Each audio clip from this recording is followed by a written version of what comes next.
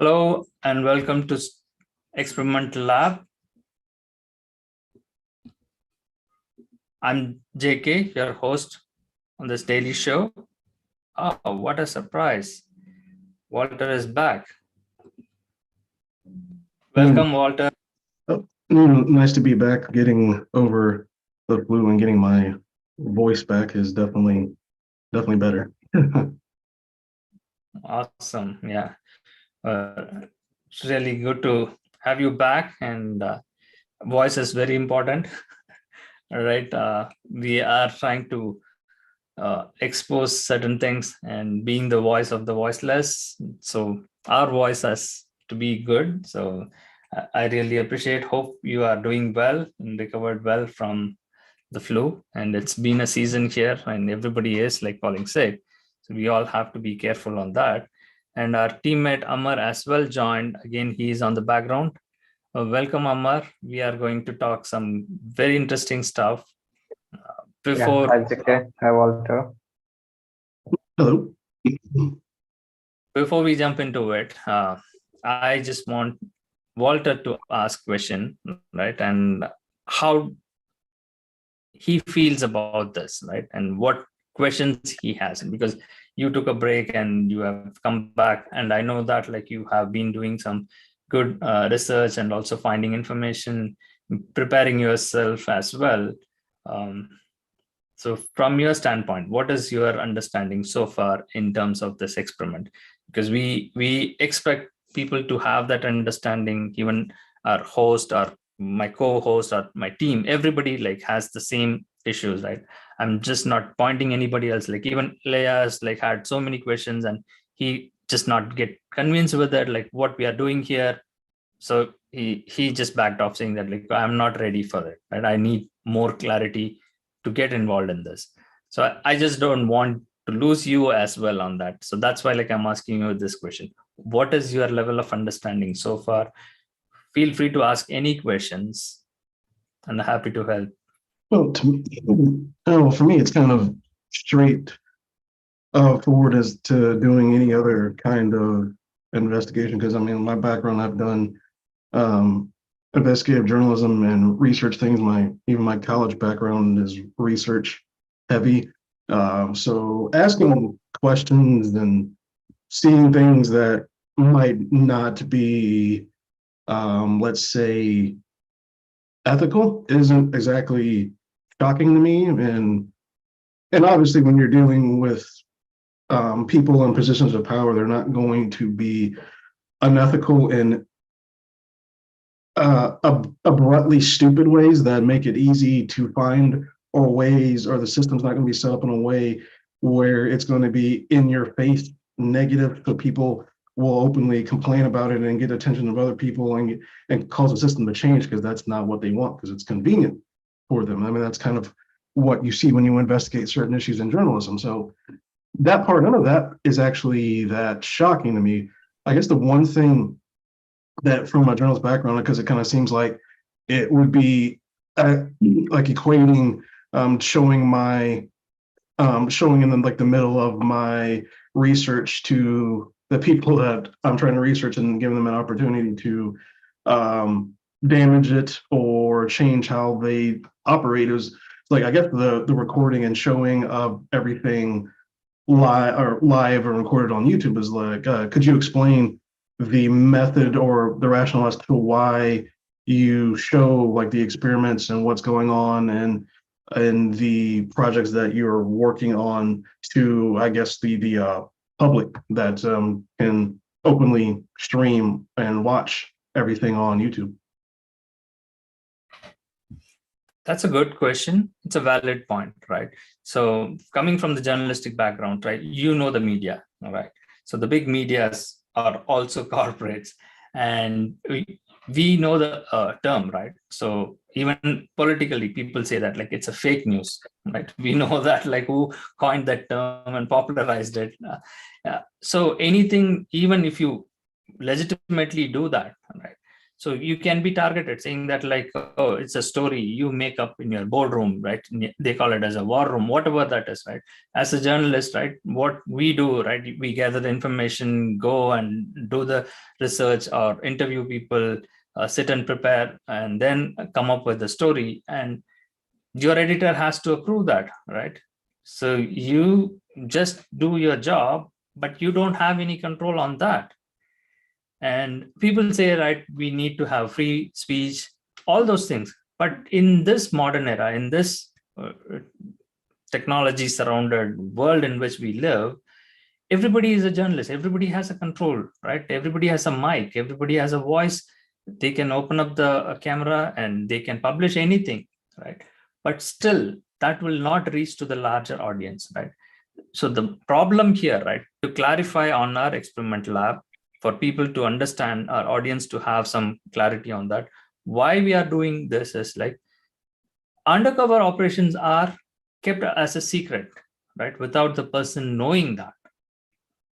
So here, like, we care for our society, right? We want this to be in the public domain. As a live streamed experience, we are showing that like we are not editing, we are not cutting it, we are not doing any background work or hiding things. On the spot, what is happening? That's exactly we wanted to show to their audience. We want to build the audience at a later time, or once. I don't mind like this channel gets shut down or taken down by YouTube or by other corporates forcing us through other means. That's fine. But what we try to do here is like not even promoting it, right? Those who have the interest will get to know this, actually having that evidence, right? We haven't faked anything here. Only thing we are faking it like what in reality people are doing to get a job, how they fake and how the corporates don't care about it and how they exploit the human resources and how they trap people to become a victim. Billion-dollar companies, right? When news media, what media does is like when it becomes a sensational topics, right? Twitter, Facebook, Meta, and every company, right, including Google and Microsoft, if they fire large number of people, that becomes in news. Correct me if I'm wrong, right? So when a big disaster happens, that is what is news. And that is what is being perpetuated to us. But what is happening on a daily basis at the ground level? Nobody cares about it. We just talk about like politicians or big people, powerful people being corrupt. How did they become corrupt? Because they started from the ground. They have been led to do that like continuously without being screened or monitored or taken down by the legal system or the agencies that is responsible to control those crimes. They let them to do it and they got to the top by doing all the bad stuff. And they know that like you can get away with that. That is why like we want to show that, right? It's a chain. Walter, again, I am ready to apologize anyone if I hurt anyone here. From the ground level, right? Even from basic people at young age, when they start, they have been told to lie to get a job. And how do you expect them like to grow into a good man like in a later age? That's not going to happen. That's where like we are trying to do this experiment. And I can put you as a volunteer, right? You try on your own, right? Nate did that. Nate volunteered. Amar, who's here, like he can watch. Amar, you can talk about. He volunteered. We have set up his profile. He's not a project manager. He has never been a project manager, but we assured him that like we can get you a project. As a project manager in $1 billion company, and you can make $100,000. Who doesn't want that?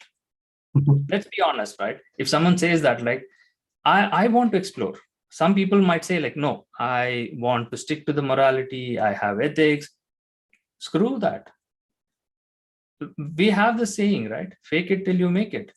So you have to fake something or the other. So I'm not going into that morality or ethics part right now. For my survival, right? If I am in a different country, or if I spend thousands of dollars to get educated and become a graduate, and I apply for thousands of jobs and I don't get anything, even near on a call to get an interview, what am I supposed to do? When somebody is offering, giving me some hope, saying that like, okay, you just have to listen to us, do what we say, you will get placed in a place and we will provide you the support and training and you can be a project manager. Then why not? For my survival, for me to survive and pay my bills and have my livelihood, not to beg to others, I will accept that. Yeah, I think that's something, I mean, especially if you're going to be trained to do the job. I mean, it seems to be it would be a straightforward thing in most cases. And yeah, I do think part of what you spoke about earlier is half the problem, because people think just because they can, get a webcam or post something on YouTube or Twitter that they're automatically a journalist, and they kind of miss out on all the ethical aspects of it. And I think that's kind of why we get a lot of what we get that is actually fake news or slanted news, or however you want to call it, because it becomes what I like to call newstainment rather than actual news and information that inform you. It's news that is supposed to entertain you. Like, probably shouldn't say his name, but like Alex Jones and InfoWars for years, it's just entertainment that is dressed up as some kind of journalism, but it's just nonsense. So it's like stuff like that. Yeah, like I definitely understand where you're coming from there, and being upfront and transparent and showing you, no, we're not making this up. This is how we did it. It does leave a lot of breadcrumbs there for if someone wants to say, no, you just made all this up. This is nonsense. Like, well, no, actually, if you want to go back and 8 months ago, here is a video of us working on the same exact thing. That is actually that would actually be very good for a legal case, and showing that in articles or videos to show that this was an issue, that to get people's attention, because it's definitely something that is not, there's something definitely not exactly right about the whole process, especially US citizens getting jobs that are supposed to be for H-1B visa holders, because Hold on, Walter. I have to stop you there, right, to clarify that. So H-1B visa candidates come into play only when there is a shortage in manpower, in human resources, right? Right. The government approved this visa process, saying that like we are giving this option to the corporates, saying that like they have shortage in talent pool. They are not able to find exceptionally talented people required to do that job. So that's why like they have been allowed to hire people from outside the country, hire anybody from outside the country, and to bring them in, we give the specialty occupation title, and it's called H-1B, and it's a non-immigrant category, right? So in the first place, always US stands for the Americans, right? Any government, right? Any politician, they will take that stand, right? We are for America and we want to make America great. And that is the story being played out. How slaves are brought in, why slaves are brought in, that's the question, right? White people are not ready to do menial jobs. They don't want like to do agricultural jobs. That's where like we have all the other visas, like as and when like you open the border and you bring in people and exploit them and throw them out. That's been an historical thing, right? We all know that. So how this H-1B comes into play as well as H-1B has nothing to do with the job market at all, right? Already you have made that as a specialty occupation, and people who come here has to come on a temporary visa basis. They are called as non-immigrant. We kept asking this question again and again to the attorneys and the law firms we have contact with. They said like it's a non-immigrant. What do you want me to say on that? It is clearly stated it's a non-immigrant and they are controlled by their employers, which means they have an employer They have a job and they have to be paid. Why should they be on the market? If the employer terminates their contract, withdraws their petition, then they have to find an alternative to get a job. That is a different problem. It has nothing to do with the US citizens. And the only thing is, the problem is, just because of millions of people who are on H-1B and the companies are sponsoring, they have to create a network to protect them and to specifically hire them rather than the US citizens. So the only option is, when a US citizen is paid $100,000 for a job, a H-1 candidate can come and work for $60,000. That is the only motive why employers opt to hire a H-1B candidate. Otherwise, they are not going to hire. Like, why would I spend $10,000 on a foreigner to sponsor a visa and bring him here and take care of him? Why should I do that? As an employer, right? Let me think as an employer. Why would I train or do anything, right? Because they are specialized in their occupation. They have the experience. That's how like they got their visas. And I'm bringing in them. But the rule says, if you don't find any US citizen to whom you are offering $100,000, has to be paid to the H-1B candidate as well, or anyone who's brought in.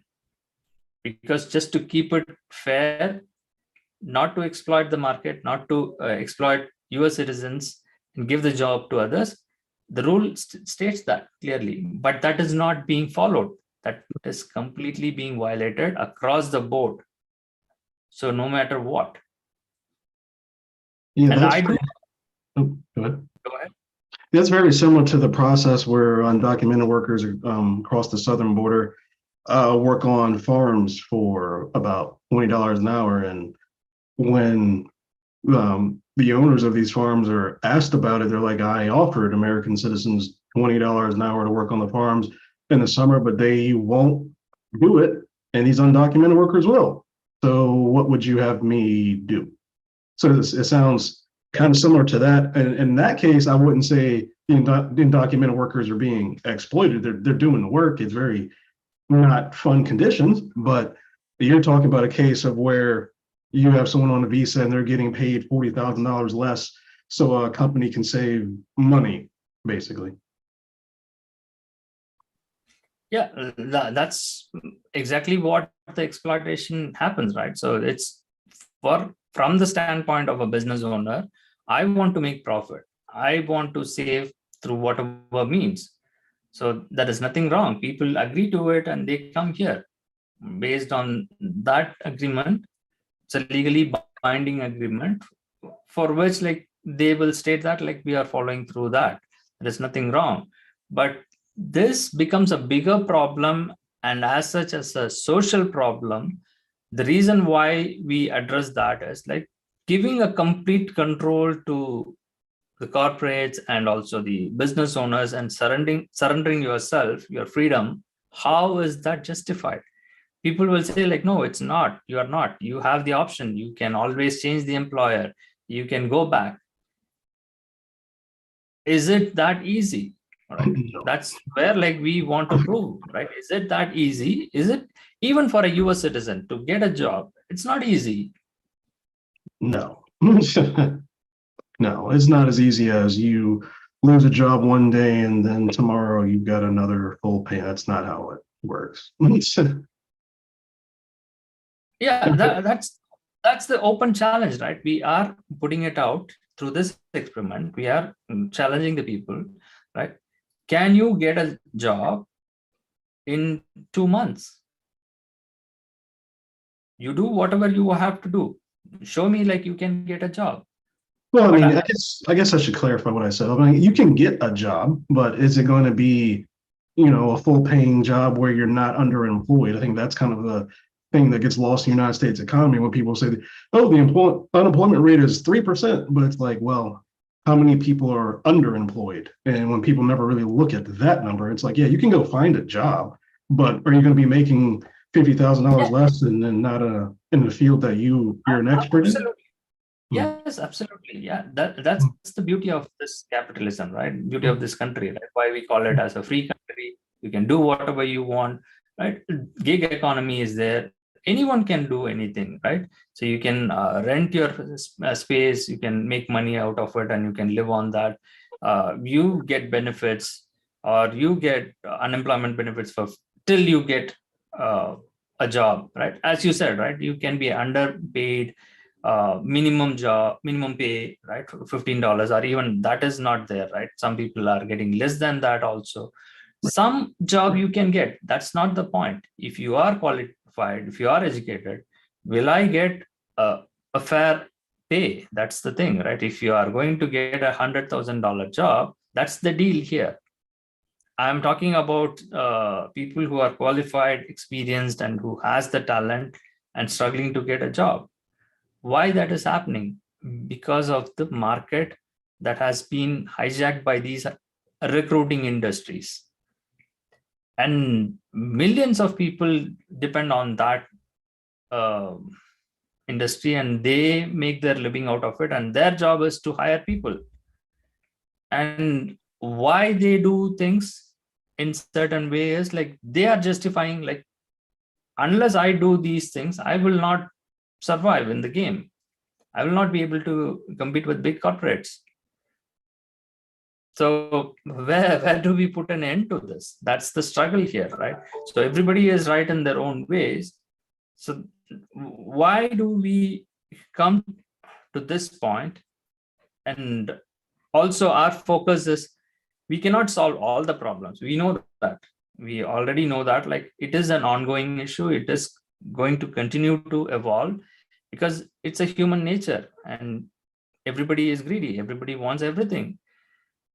But we are trying to focus on specifically to this H-1B visa, and not just a H-1B visa, but how this fraudulent job offers gets people a comfort level to continue to do that, and how they make money, right? It's a strange thing, right? People who don't know that exists, or that there is a way out in that process. It's like converting the black money into white. After a period, like, you get experience and you become smart, and you know how to do this on your own, and you can be the boss of it, right? And you have survived that, and you have overcome that. And definitely this is something that opened the doors for various opportunities that people can explore. So that is one good thing from this. I learned that it's not always black and white. It's not about good and bad, right? We have this gray area. So that is where, like, we are touching upon these things and showing that, like, again, I just don't want, like, to keep on blabbering. Maybe you can ask more questions, Walter or Amar. Do you have any comments? Are you getting any calls? What is the status on Nate profile? Yeah, still I'm not getting any calls for net. But one thing I can add with you, that if Walter will struggle much and with his own profile or real profile, I can say, he can struggle, he can get a job within 2-3 months just for $15 to $20 per hour, But we can prove that by faking resume, hiding face, we will get a job within 1 month, right, okay? And how easy to get a job in the job market with faking resume. You are right on that, right, Amar? I touched upon this again over and over, right? So people have this problem in handling that, right? Is it ethical? I think someone is getting a call. Who is that? Is it you, Amar, or is it Shiva? Maybe Shiva. Yeah. Okay. Let me take that out then. Sure. Hello. Siva, this is Ayush from Archie Talent. How are you? Yeah, I'm good. Tell me. Hello. Yes. I just want to check, like, you had an interview, right, with USAC on Friday? No, they canceled it. The end client canceled that? Yes, because I think I had reached before, right, in November itself, like they had an interview, I don't know, sometime back. So that might be the reason. No. That time they canceled, and then they again scheduled the interview. And you gave me the time that you are available at 3 p.m. EST on Friday, and then we scheduled your interview on that day, on 2nd December. Yes, I did. I tried to join, but I got a notification saying it is cancelled. And also, I think Christina or Priscilla or someone like messaged me saying Again, that they canceled? yes.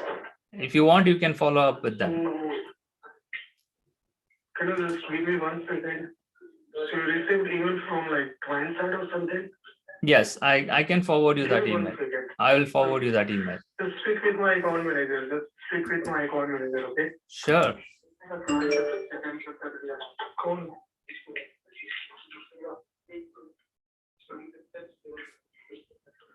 Hi, Manikanda. How are you? Yeah, I'm good. How are you? Hello? Yes, tell me. Yeah, I'm good. Thanks, sir. Who am I What talking? happened? Like the interview didn't happen on Friday? No, they canceled the interview. That's what I told him. Okay, did they say any reason there? They did not. I reached out asking them like, what is the reason? Crystal, yes, I got that. Crystal sent it, right? Yeah, Crystal. Yeah, she was. Yeah. Yeah. You check with her and get me an update, because I think they already interviewed me before on November 17th. So that's the reason. That's what she said, like it was cancelled. So you already interviewed on November 17th? Yes. Okay, and how was that? Yeah, it was good. I thought like it was a follow-up and second round, or probably they want like to finalize. That's where like they are coming back, I thought, but I don't know. Then they canceled it. Yeah, no worries. Let me reach out to them and I will get more details on this and then I'll call you. All right. Keep me posted. Thank you. Bye. Thank you. Bye. Again, Walter, you will be puzzled, right? So what's happening here? So this is where like an ongoing continuous episode of what we are doing has to be revealed here. So this is part of one of the other teammate, right? You might have met him already, but he comes and goes because he is already on a project. And Shiva profile, Nate profile, and a few others, right? Cole, Peter, Amar. We set it up like so many profiles to find the differentiation between different candidates. If they are US citizen, if they are green card holder, if they are H1B visa holder, how they discriminate and how they treat and who gets the job first. So we had to explore all those things. So that's where like we did. But even for green card holders, even if you are not a US citizen, the same amount of offer comes through. And Shiva has now got 3 jobs, right? With Bank of America, with Citibank, with MetLife, and he is employed in all 3. How one person can work in 3 places? Work 80 hours a week and not sleep. That's one. I guess that's the only way. Right? The same thing, right? That's the funny part, right? From 9 to 5, he is doing the same 9 to 5 in all 3 companies. That's hilarious. I guess if you're working remote, you could technically just have like 3 lines open and try to do them all. But yeah, I mean, if you want to make $300,000 the hard way, I guess that's one way to do it. I don't know. Maybe like only Superman can do that. No answer for that. But this is what this experiment is about. This is what we are exposing it. And none of these corporate companies care about it. They just let their vulnerability, because these are big financial companies, right? You And they're paying. open the, They're all paying. yes, them. that's the beauty. That's the beauty, right? They are paying him. And also the surprise part, I want to continue on this conversation, right? We did the work with the bank from September, right? And one of our teammate like us doing as Shiva, right? So he is faking and he is talking as Shiva and he's doing the job. And Shiva is willing to share the profit with him, right? So they are in agreement. But then from September onwards, he's working on that and they have invoiced and they have not paid him till date. That So, sounds. but they will definitely pay him, right? That's for sure. The problem is they cannot claim, they cannot question, right? Today it's December 5th, right? So I worked in the month of September. You have not paid me for September. October, November has passed. It's more than 65 days. And he is puzzled, right? He cannot do anything. He is kind of a hostage. I do my work. It's complete slavery, right? I do my work. I cannot have any rights. I cannot question anyone. If I escalate, they'll say like you're fired. Yeah, I guess that's where the. Yeah, he just have to hope. He just have to hope because it's a big money, right? Getting paid like $10,000 a month is a big money, definitely, even for US citizens. Yeah, it's a lot of money.